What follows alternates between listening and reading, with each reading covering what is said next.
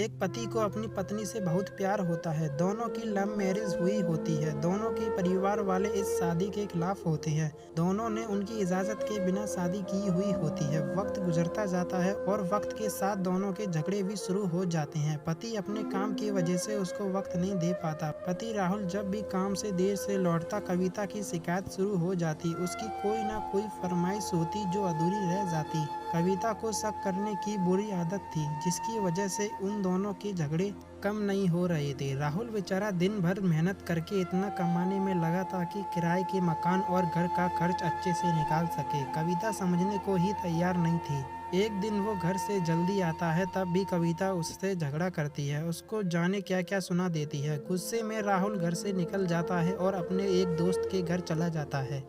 कविता को बहुत ज़्यादा चिंता होने लगती है। रात के 12 बज जाते हैं और राहुल का पता नहीं। इतने में घर के दरवाजे की घंटी बजती है। वो दौड़कर दरवाज़ा खोलती है। कविता को दरवाजे पर राहुल नहीं, पुलिस वाले दिखाई देते हैं। उनके हाथ में राहुल का कोट होता है। वो बताते हैं कि राहुल का एक्सीडेंट हो गया है, आपको हमारे साथ चलना होगा। कविता का रोना पीटना चालू हो जाता है। वो अपने आप को दोष देने लगती है। अपनी गलतियां उसको नजर आने लगती हैं। मन ही मन वो अपनी हर भूल की माफ़ी मांगती है। वो अभी पुलिस वालों के साथ जाने के लिए निकलती ही है तो सामने से राहुल आता दिखाई पड़ता है। वो भागकर उसके गले लग जाती है और उससे माफ़ी मांगती है। उसका रोना बंद ही नहीं हो रहा होता। जब पुलिस राहुल से कोट के बारे में पूछती है तो वो बताता है कि एक चोर उसका कोट लेकर भाग गया था। शायद उसका ही एक्सीडेंट हो गया होगा। इस हादसे के बाद कविता कभी राहुल से झगड़ा नहीं करती, कभी शक नहीं करती और प्यार से रहने लगती। शक वो बीमारी है जिसका कोई इलाज नहीं हो सके,